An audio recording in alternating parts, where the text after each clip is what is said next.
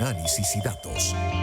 Un espacio para entender de una manera dinámica y precisa el acontecer económico, político y social. Con Vladimir Villegas. Bueno, y Luis Vicente León, que siempre nos acompaña. ¿Cómo estás, Luis Vicente? ¿Cómo te va? Muy bien, Vladimir, encantado de hablar contigo. Igual, como siempre. Bueno, Luis Vicente, un nuevo dato en todo esto es esta reanudación de conversaciones, al menos que se integran públicamente el país, entre Estados Unidos y entre el gobierno de Estados Unidos y el gobierno de Maduro, de Venezuela. Me gustaría saber desde tu óptica, ¿en qué puede cambiar esto el camino que llevamos hacia las elecciones del próximo 28 de julio? ¿Qué perspectivas ves tú de modificación del escenario político con estas reuniones?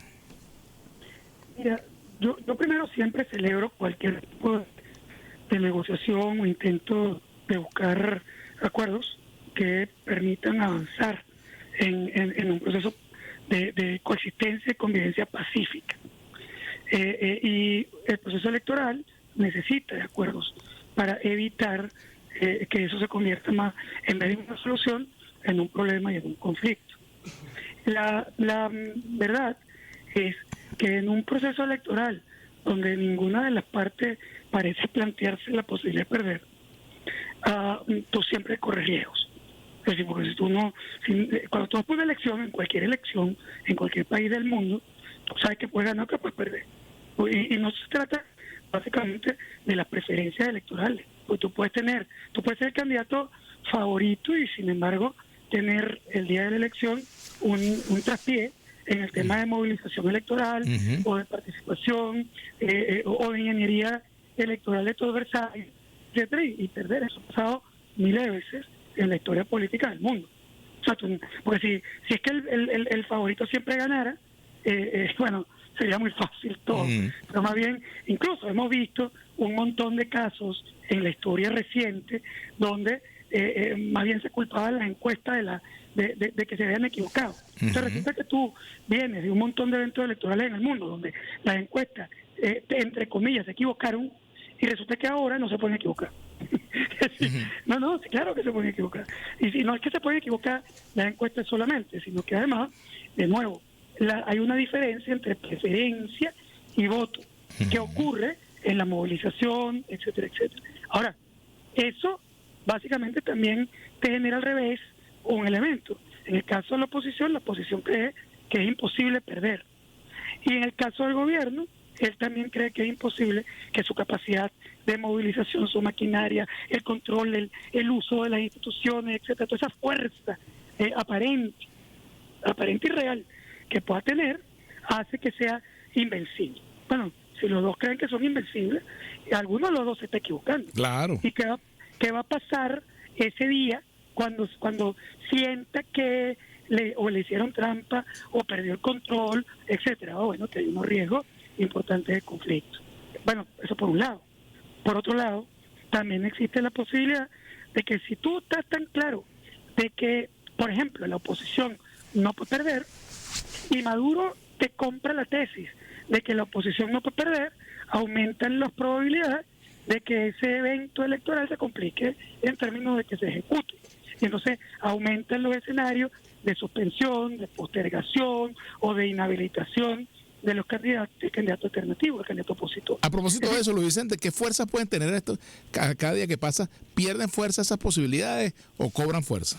Yo creo que van perdiendo. Yo en principio nunca es cero la probabilidad de que eso ocurra, pero todo parece apuntar a que vamos camino a que la elección ocurra. Pero es que hay que garantizar que sea así, porque el mejor escenario para el país es que la elección ocurra. Entonces, fíjate qué significa la negociación con la que tú arrancas tu discusión de hoy. La negociación, ¿qué es una negociación? Una negociación es un intercambio de cosas. ¿Y cuándo ocurre una negociación? Solo y solo si las dos partes creen que están ganando en ese intercambio.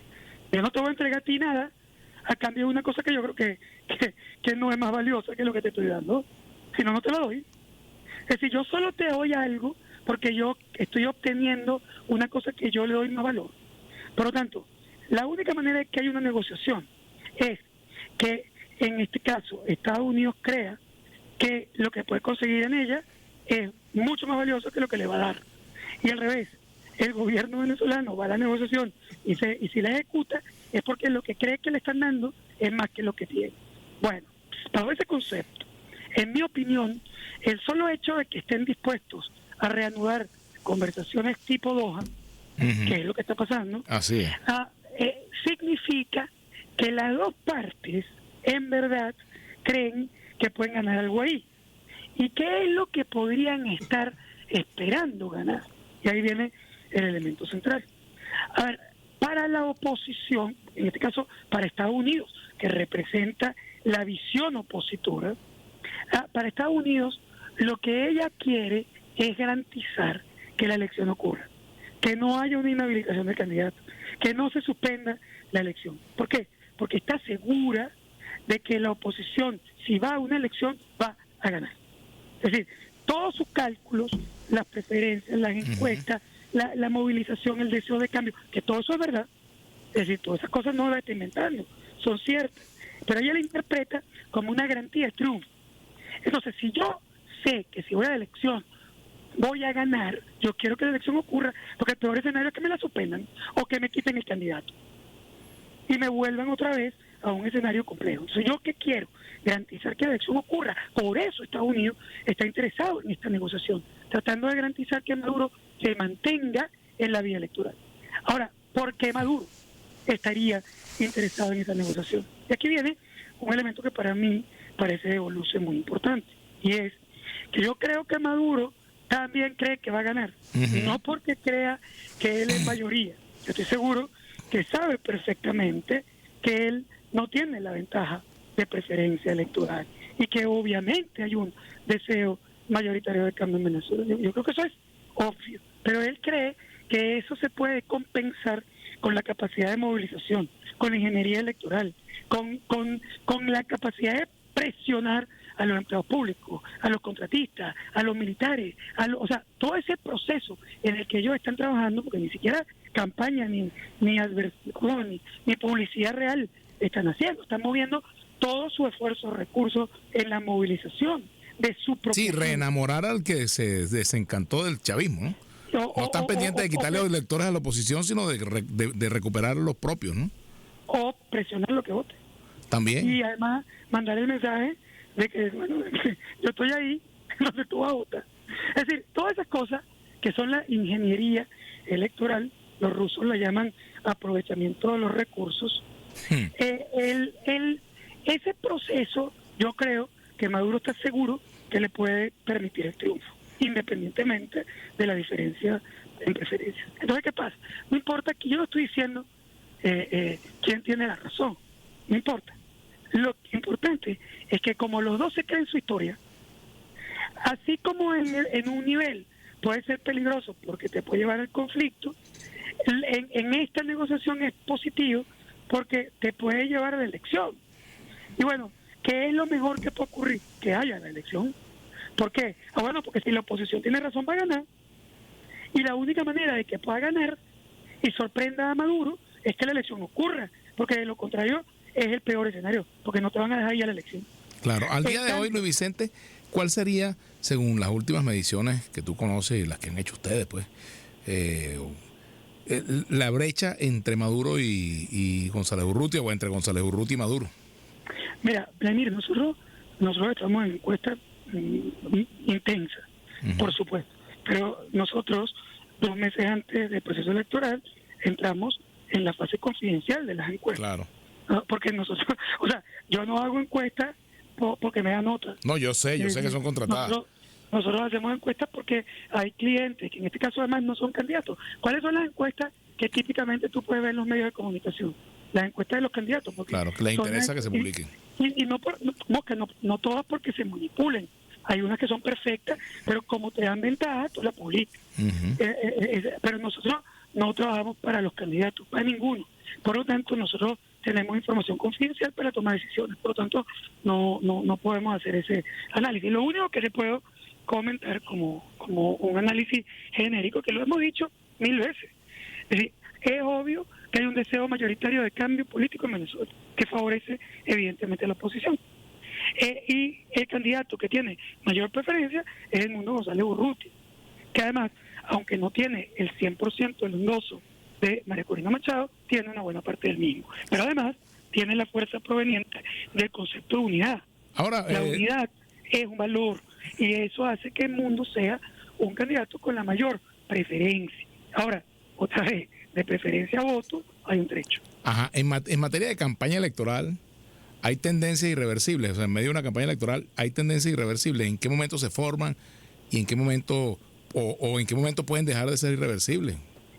Mira, en un evento electoral competitivo, hay momentos en los que si las encuestas cerca de la elección dan una ventaja mayoritariamente clara y sólida, usualmente uno piensa que la probabilidad de que el resultado sea favorable al favorito es muy elevada. Nunca es irreversible, porque las ciencias sociales no son exactas, claro, pero hay una probabilidad importante de que ocurra. Pero aquí te vendo el elemento central, es que esta no es una elección competitiva. Tú no puedes por un lado decir que te están molestando con los testigos, que el gobierno manipula el registro electoral, que controla las instituciones, que controla la comunicación, que no permite que tú hagas una campaña libre. Es decir, tú no puedes decir por un lado eso y por el otro que eso no tiene ningún impacto sobre los resultados. Claro que tiene. Es decir, entonces, tú no estás en una elección competitiva clásica, tú no puedes analizar la realidad del entorno por un lado no competitiva y por el otro proyectar el resultado como si estuvieras en Suiza. No, o sea, no es posible hacer esa proyección de esa manera. Es decir, porque son elementos distintos. Entonces, aquí hay tendencias irreversibles, obvio que alguien va a ganar y si no gana, entonces es porque... No, porque aquí están jugando muchas variables que están sobre la mesa y que nosotros tenemos que considerar el propio día de la elección. Fíjate, por aquí dice Germán Figuera, saludos de Guiria, bueno, se nos saluda. Dice Antonio Espejo, el gobierno no está en capacidad de desmotivar a nadie. Esa es una opinión, pero la desmotivación, por ejemplo, puede haber un pico inusitado de la abstención en estos días, por ejemplo, eso puede producirse, puede haber una posibilidad de desmotivar al electorado con cualquiera de las cosas que se utilizan en casos como estos. Mira, la motivación es importante cuando te acercas a un proceso electoral. Mucha gente se interesa en ese proceso. De nuevo, el deseo de cambio venezolano es un deseo de cambio muy importante y por lo tanto uno esperaría que la oposición tiene razón cuando dice que hay un deseo de votar relevante y que eso es siempre una ventaja importante para el preferido. Ese proceso existe, es verdad, y la oposición tiene que jugar a él, pero no se puede confiar. O sea, ¿qué pasa? Que ese mensaje, yo lo entiendo además la buena voluntad de ese mensaje. Pero si yo soy Edmundo González Urrutia, yo te doy la gracia y me volteo y digo, ¿pero qué estamos haciendo para garantizar que todo el mundo vaya? O sea, yo no me voy a confiar de que esa gente se mueve solita, porque es que todo el mundo se vuelca a la calle. Mira, yo insisto en que tú tienes que garantizar que tus fuerzas estén en la calle, que tengas a tu gente moviendo y motivando, que además le digas a la gente que su voto es secreto, que le garantices que él puede votar y que no va a tener un costo o un riesgo alrededor de ese proceso.